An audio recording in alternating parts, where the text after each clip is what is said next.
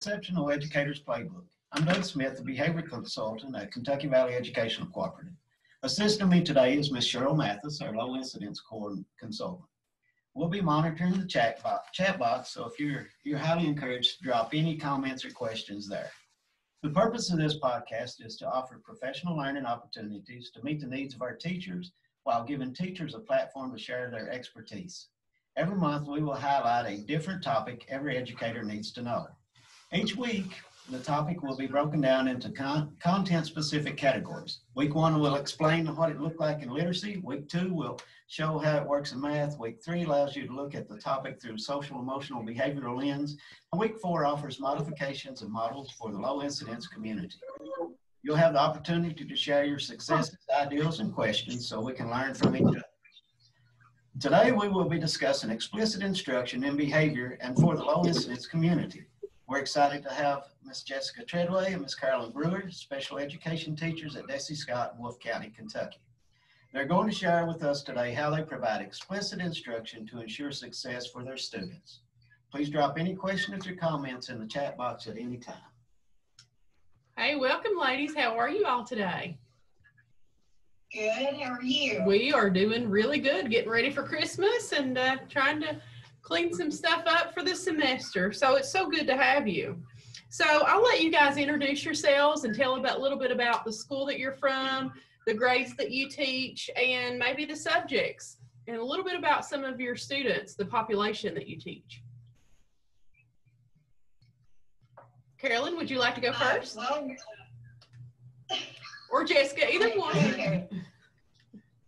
I'm Carolyn Brewer from Desi Scott School.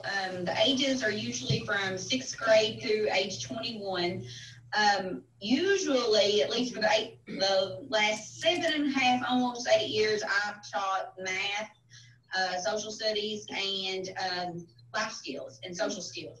And I love what I do. I don't think I would want to do anything else. I wish I could actually do more of it, but sometimes we just don't get to do that. So good for you. Welcome. Jessica, would you like to talk a little bit about your experience? Well, I also work at Desi Scott. I've been there for 8 years now. Teach 6th grade through age 21. I mainly handle reading, language arts, science, and the like. And of course, we just pick up whatever else we have to do. It's the most rewarding career I've ever had. Awesome. That is awesome. And you know what? Not only is it rewarding, but I really believe that teaching is one of the hardest jobs in the world. So awesome, ladies. That's awesome. Again, thank you, ladies, for joining us. So we're going to look at what is explicit instruction. And according to Dr. Anita Archer, explicit instruction is a structured, systematic, and effective methodology for teaching academic skills. Explicit instruction is characterized by a series of supports or scaffolds whereby students are guided through the learning process with clear statements about the purpose and rationale for learning the new skill, clear explanations and demonstrations of the instructional target, and supported practice with feedback until independent mastery has been achieved. So, ladies. So, ladies, in your own words, that was kind of a mouthful of content to decipher, but in your own words, how does explicit instruction work in your classroom, and what does that mean to you? Well, to me, explicit instruction has to be skills-based. It has to. The student has to be an active participant in it, and you definitely got to take smaller units to work up to the big things. You can't present the main idea first. They have to build on it. It has to be scaffold. It has to be developmentally appropriate for the child. It needs to be engaging. And most importantly, it cannot be all teacher directed. I like that point. It's a good one. Excellent. Ms. Carolyn? Well, basically everything that Ms. Treadway said, but like with our kids, I try to, when we're doing that, I try to introduce like whatever topic we're going to be discussing, and then we talk about what we want to do and what the ending is going to be, and then we work through it because each kid's different. So you kind of have to know everything there is to know about your kids in order to see where they need to be, and then what part of the scaffolding that you need to do with them, because some is going to need more intervention where some of them need less intervention. Some kids can come in after you've been doing certain things for a while and go ahead and pick up where they need to be, where you have some kids that, you know, you still have to turn and start at the bottom of the ladder or the scaffold and just build your way up. So it does need to be age appropriate, and with our kids, like where we're at, and most all FMD classrooms or MSD classrooms with autistic students in them, the age range vary because you can't, there's just a staggering number of kids like that, and we can't just teach like 1 or 2 grade levels. So you kind of have to learn to scaffold it, which actually works really well for those type of kids, because some of the kids that need more are going to get more because you're starting on the lower part of the scaffolding when you're doing that. So it works really well. Awesome, great. So a general model of explicit instruction includes steps of modeling, prompted or guided practice, and unprompted practice, referred to as I do it, we do it, you do it. In this model, the teacher models the activities or concepts of the lesson, and the students practice with guidance from the teacher, and then the students perform the task independently. So with that in mind, what are some ways you've used this model to teach your rules, procedures, and routines to your students? Because I'd imagine you have to teach, you have kids coming from different areas throughout the year, so you have to continuously teach those rules and expectations and procedures and routines. So what are some ways or some things that you've done to teach those? You get the next one. You want to go first, or do you want me to go? I mean, that's me. Go ahead. Okay. With most of our kids, I taught preschool for 7.5 years before I actually started teaching special education. And we always made the rule that you should have like at least from either 3 to 6 rules and make them as basic as they can be. I like to try to use 3 to 4 words, you know, no more than that, like use your walking feet or stuff like that, and let the kids help out making those rules, because the majority of the time they know what they're supposed to do and what they're not supposed to do. And usually I found that if you let them help make rules, it's a lot easier for them to remember what you want them to be doing. And I know that we both usually have the same rules. We keep everything basically kind of the same in our rooms, and it helps with our kids, and they don't have to try to remember different rules and expectations from them. The only thing like that I think we've had issues with is like sometimes they have different rules with staff where they're housed at, and that, you know, is a little bit different than ours, but otherwise it works really well when they help make the rules. The I do it, let's see, what is it? It's I do, we do, and you do. Usually, like if I'm working math, which is what I teach most of the time, I'll show them what I want them to do, and then I'll work through it, and then we work through it together, and then I'll let them work on it on their own. And so that gets the, you know, you're modeling it, you're doing guided practice, you're doing independent practice, and therefore they see what they're doing. And I would imagine with that model, you would have to do the, you know, you may have to model that behavior or model that activity several times, and then work with several examples with the students before you turn them loose with independent practice. So, yeah. Oh yes, definitely. They have lots of practice every day. In my room, we always try to do it basically on the same level, and therefore they know every day what's going to be expected of them when they come into the room. And some kids need a little bit more, some need a little bit less. And when they know that, and you know you've got to go over it, it's like usually we try to do like the first month. It's a little bit different when you have other kids that are, you know, higher and like maybe high school, or if they're lower in elementary school, that you need to spend a little bit more time on your rules and then how you're going to do each thing. because some kids need less intervention and some kids need more. So it just depends. I like to personally spend more time going over the general things and how we're going to do things, and spend a little bit more time on that. And that way, as the year progresses, we don't have to stop all the time and say, okay, let's go back over the rules again, because usually, you know, they know how we're going to do things. Good. Ms. Jessica? Well, I have to agree with Carolyn that we do try to keep everything as uniform as possible between our two classrooms because we share the same students. The kids taking ownership when we create the rules gets their buy-in. They feel like they have some say-so in what goes on in the classroom. And we spend at least the first week explicitly teaching the rules. You know, this is how we're going to do this. When you guys come in, we're going to do this first. And then, you know, and we try to keep our rules positive more than negative. In the past, we've had like behavior charts and stuff that had the clips on them. And we explained to the kids that, you know, you're going to start here and you get a warning.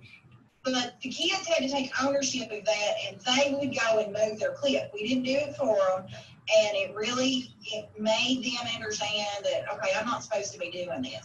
And we've had some of our kids, we've had 5 years, you know, we've had them since they were in middle school, and we have found that we taught the behaviors to those students so clearly and so well and so repetitively that when the kids come in, other than at the beginning of the year when we reteach and refresh everything, if we get new students in the middle of the year, we don't have to reteach those rules explicitly to the new kids.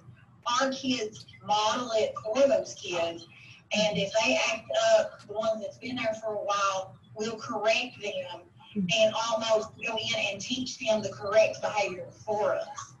Wow. Awesome. Yeah, that's great. Yeah, and I love how you said you keep it positive instead of negative. I think that's so crucial for our students. And I love the way you talked about teaching those rules and routines that first week, because I think sometimes we jump right into the content and we want them to do math and reading and all that, and we forget that behavior piece. And I was on a meeting earlier in the day, and we were talking about, well, if kids are behind in reading, we teach reading, we give interventions, or if they're behind in math, we provide some extra support. Well, behavior is the same way. If they're having struggles with behavior, we need to also provide that extra support. So I love that, especially how you talked about being positive about that. I love that. Thank you, ladies. Well, Carolyn and I both agree that if we can get our classroom organized and everybody knows the expectations, that when we start teaching content, it makes it a whole lot easier because we're not having to deal with problem behaviors. Yeah, and we'll have new teachers listen to this podcast, and I think that's such a crucial point to make and such a crucial point for them to hear, because sometimes they may think, well, you know, I'm not really here to teach behavior. I'm just here to teach math and reading and all the content areas. But behavior is something you have to teach. If you want to move on and teach reading and math, you're going to have to teach behavior and make sure that's here as well. So I love that point for the new teachers that will be joining us later and who may be joining us today. Great job, ladies. Thank you. So perhaps the most important aspect of explicit instruction is the delivery of lessons. Lessons should be delivered at a brisk pace, interactive with responses, and provide examples and non-examples to enliven the lesson and to check for understanding. So student responses should be monitored for accuracy and immediate corrective feedback. So with that in mind, what are some ways that you keep a brisk and lively pace? And then what are ways you provide students with opportunities to respond and feedback? And may also think about a little bit about in a virtual setting, how do we provide our students with that opportunity to provide us with responses and feedback? So either one wants to go first? I'll go first this time. In our classroom, and pretty much the same way that we're doing things virtually, we didn't change our format a whole lot. We always model first. You know, Carolyn does math, I do reading and language arts. So every day in reading, we have a very short little paragraph. It's got 4 multiple choice questions with it. I read it, we go over each question individually. And for a long time, I'm not really assessing that. I'm teaching them the process, that this is how we do it. We read the passage, we ask questions about the passage. I ask the questions that come with the passage, and I let the kids answer orally. And if they get it right, then we go on. But if they make a mistake, we always discuss it, and I'll ask more questions. And I won't give them the answer right off. I see if I can ask guiding questions that will lead them to find the answer for themselves. And I find that most of the time that they do, and they end up retaining more information that way. We also do daily oral language in my class, which is, you know, we work on grammar, we work on sentence structure, we work on spelling, syllables, inflection, and I mean, there's all kinds of things that we do in that. And most of the time what I do with that is I go ahead and I read the sentences to the kids, read the directions to them, read the sentences to them, tell them what it is that they need to do, and I let them do it on their own. And then we come back together and I make sure, I did it on the board and when we were in person. I would write whatever it was up on the board, or I would have it up on the smart board where I could type on it. And I would ask the kids, okay, what's wrong with this question, or which word is spelled correctly? And I would let them answer it. And then I would put the correct answer up on the board for them to look at. They could make the corrections on their paper. They could question if they didn't understand why something was the way it was. And they really got to the point to where they can just do it automatically. Carolyn, do you have anything to add? That's basically kind of on the same format that I do with math or with life skills. With math, I've come up with the thing I call it's number of the day. And usually when we start school, we start off with, 1 as being number of the day. This round, it was a little bit more difficult because they're used to coming in, and I make sure, every evening everything's ready. This virtual is made just a little bit different, so they're having to pick up a little bit more responsibility for that. But we still been doing stuff like that. I would usually go in if I'm in person and would put like a number on the board. Today's number is, and then we would work through it as a group together. And then I would call out for, different students, or I would ask if they wanted to raise their hand. If they wanted to answer problems. They really enjoy getting to go up there and actually do the work on the board and showing what they can do. And every one of them is different. Every child has different ways that they'll add or they'll subtract things. From using tick marks to counters. Even the number line. I've had kids come up with answers and I'm thinking, okay, how did you do that? Because I don't personally see how they're getting their answer. And I always like for them to show their answer. And that way, in case, that they did make a mistake, then I can see where they've made a mistake at, and then we can go back and look at that. But modeling is a really, really big thing because it's really a little bit more difficult when you do the virtual, because I'm not seeing those papers at the end of, or while we're actually not the end of class technically, but like while we're doing it, because each kid works at a different pace. And so in the classroom, I would check them right then. And if there's a mistake on there after we went through the whole process, then I let them go back and look at it and see if they can figure out what they did wrong. And if they can't, then I'll sit down and work it with them, and then we'll figure out where they went wrong. And usually they'll say, oh, I get it, or something like that, and they're proud of what they're doing. Even though it doesn't really change their grade and they understand that, they're still willing to go back and change it. And that's a little bit different when we have new students that come in, because they'll think, well, then what, they want their grade to change. And like I try to tell them, it's for your benefit that we're going back and looking over it. And so it makes them pay a little bit more attention to what they're doing. I found that like with the life skills, when we go over them, we have words and we have definitions to different things. And it's more real life stuff like the math that we use. And we'll read each question, and usually I'll give them 2 or 3 possibilities of answers, and we'll go through it and we'll discuss what each one of those words mean. And then when we go back looking at definitions as to those, and we'll think, okay, we just kind of pull it apart and say, well, what are we looking for? And we discuss it, and I can actually take, a worksheet on either life skills or math. It depends on what kind of math. and make it last for an hour, over an hour. Sometimes we always run short on time. So that's the only, that's the only difference with virtual. It's a little bit more difficult because we don't have as much of that technology to be able to see everything that's going on paper. So that's the only difference that I've found so far. And Ms. Treadway has been awesome at helping me with the technology things, because I'm more old school. I like to see it on paper and pencil and stuff like that. So it's a learning process for me for sure, and some of the kids, but I think they're really getting into it. We've got some kids that, actually come in and they basically run the classroom and get everything started, make sure that, everybody's on what they're supposed to be on. They've got their guide sheets. I mean, they've done a really good job with this virtual stuff, and I'm very proud of them. Awesome. Sounds great. So, just to add to that, it does help if the kid, with our kids especially, if they have a paper packet in front of them that they can physically hold in their hand and they can physically write on. The Zooms and Google Meet and stuff, I do have everything that I give the kids in a packet. I have digitally, so I can do a screen share. They can see it on the smart board. They can see it on their computer. And as we go over it, I can take my cursor and I can go under as we're reading, so they can see exactly where we are. And when we're doing the corrections together, it's right there on the screen for them to see instead of just hearing me tell them what to do. yeah, I like that idea. A really great idea. Yeah, definitely. So skipping ahead a little bit, so when we look at establishing an environment and climate that supports both teachers and students, can be accomplished by using explicit instruction.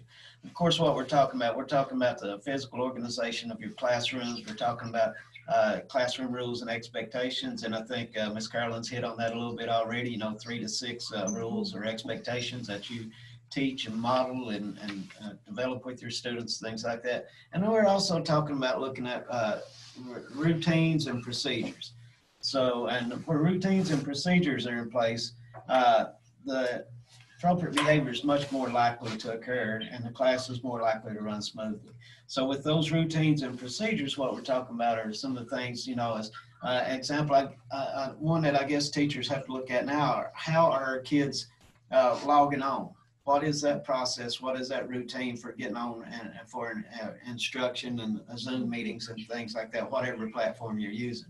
So did you have to teach your kids? I mean, what was that process in being able to get them to be able to log on to the virtual, to your virtual classroom or that virtual setting and observing the lessons and things like that? So could you explain a little bit about that if you don't mind? Carolyn, do you want to take that one, or do you want me to go first? I can start it.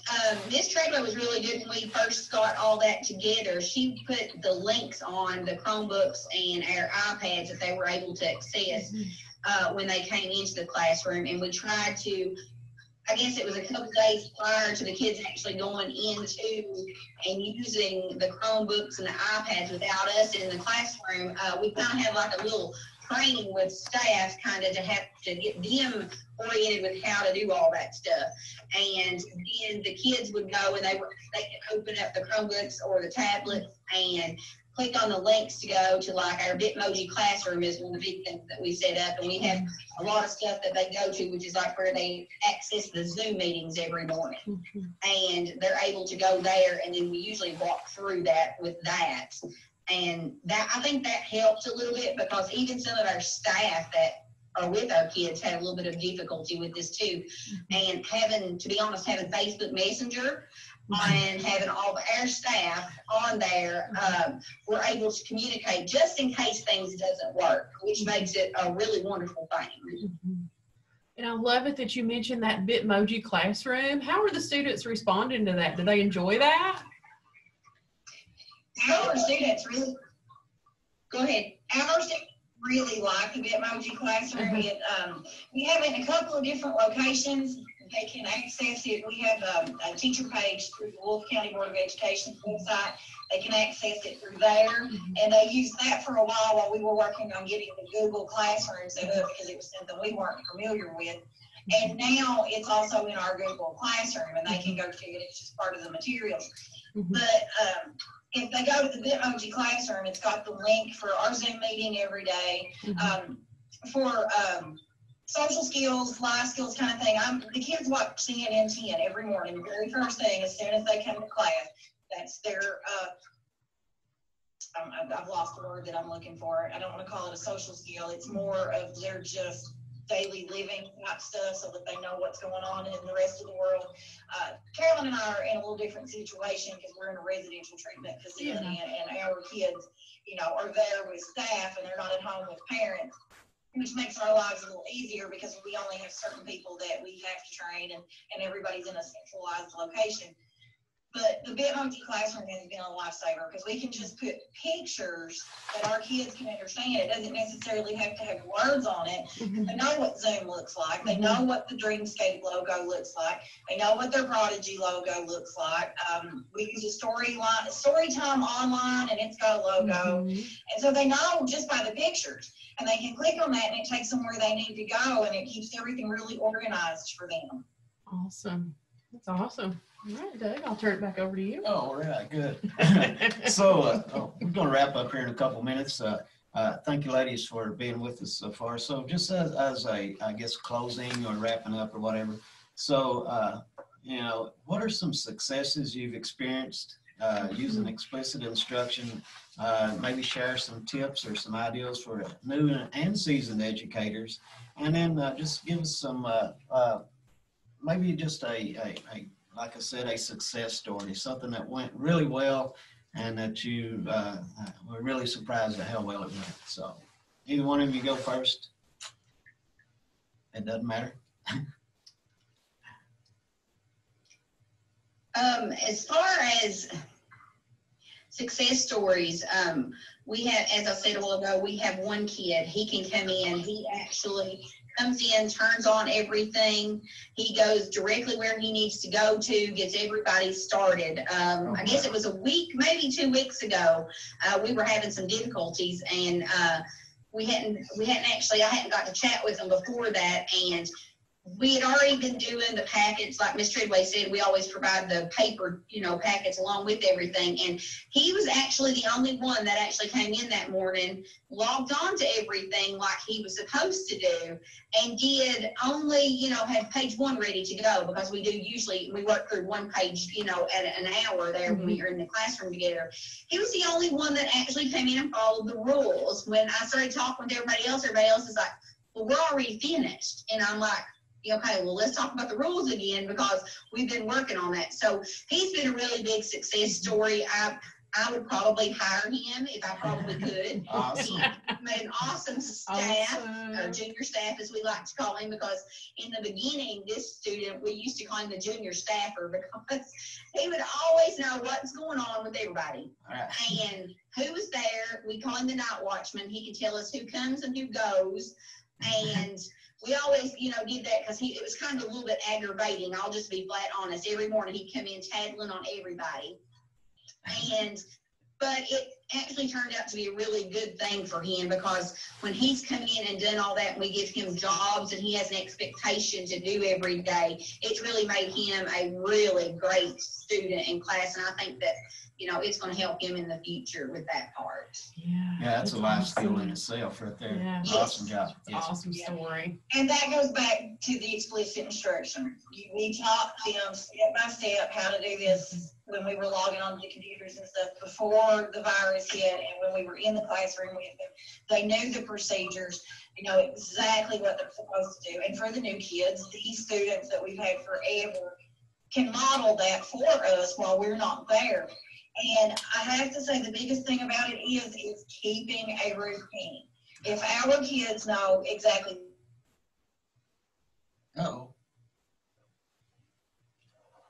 Technical difficulties. Whether we're there, whether a sub's there, if they know exactly what they're supposed to do, their day goes better. Because if things get changed, we talk mostly about our higher verbal kids, but we have a lot of kids that are nonverbal that also understand exactly what the procedures are. Even if they can't verbalize those to anyone else, they know what they're expected to do. We've taught them, when we need to reteach them, we are like, okay, now remember, this is what we do. And they know. I mean, they can't tell us, but they know. Yeah. And when things change, they know, and they don't like it, and everybody's day go downhill. Yeah, yeah. So my thing for telling anybody, new teacher, old teacher, substitute teacher, it doesn't matter. Stick with a routine, keep your kids on a schedule, try your best not to change things up, because the kids on the spectrum need structure. Yes, Awesome, exactly, 100%. They need that structure, those transitions, everything. If you can keep those as basic and the same every day, it will make your life 100% better. Yes. Awesome. I mean, something as simple as having assigned seats, and most of the time, if the kid's on a problem, they come in and they find their own spot at the beginning of the year, and they sort of assign themselves a seat. And unless that's a problem, I'm like, okay, this is where your assigned seat is, this is where you're gonna sit. And if one of their desks is different, or somebody moves a chair from another class, that's got to go back for the next class, because they know that it's different and it upsets them. Right. Good point. Awesome. Excellent point. I love the way you made the point of the routine and the consistency. I mean, I think a lot of times we get caught up in students' behaviors and actions and things, and we lose that consistency, and we kind of get caught up in those power struggles. But the consistency and the routines, thank you. Awesome job, ladies. I'm going to kind of wrap up Awesome. here. Effective and efficient explicit instruction requires that we attend to the details of instruction, because the details do make a significant difference in providing quality instruction that promotes growth and success. Again, I'd like to thank you ladies very much for joining us. Ms. Cheryl, thank you for joining us. You want to take us out, or you want me to take us? Well, I'll let you. You're doing such a fabulous job. I'll just let you roll with it, Doug I Smith. appreciate that very much. The You famous ladies Doug got any Smith. questions or anything, any comments? I appreciate all your support and your advice. Yeah, awesome. It was wonderful. Thank you all so much for joining us and sharing your expertise. And, there'll be a lot of new teachers out there that'll listen, and old teachers alike that'll gain something from your expertise and your sharing. So thank you so much. All right, and thank you folks for joining us for this week's Yeah. session of the Exceptional Educators Playbook. I'm excited that we learned about how Miss Jessica and Miss Carolyn are providing explicit instruction for their students. Especially love the discussion about modeling those behaviors, modeling those routines and those Absolutely. procedures. Also love the way that they talked about having to kind of assist staff in being able to log on and help their kids. That applies to parents at home as well. So it's not Definitely. just for staff. That would be anywhere. I could use that help myself. Yeah. And also, I love the way that you talked about having those packets available when you're doing your Zoom Messenger. There are those sessions that you have those physical things in their hands, the tangible materials that they can use while you're presenting that lesson, which I really enjoyed that. Thank you, ladies, so much. So for some deeper understanding, resources, and more specific strategies and tools, visit the Behavior Podcast Google Classroom by using the class code WOKFFR5, or you can email me at doug.smith@theholler.org or misscheryl.mathis@theholler.org. And you can visit theholler.org, KVEC SPED to view this along with other previous podcasts. We encourage you to like or follow us on Facebook page at KVEC Exceptional Children, or on Instagram at KVECEC. KVECEC. Yep, I got them all in there. So hope you join us again next week. There's a lot of blah, blah, blah, blah. Hope y'all join us next time for as we talk about academic and behavior strategies. But until next time, we'll Holler at you later. Thanks, everyone. Have a great day. Bye, friends. Merry Christmas.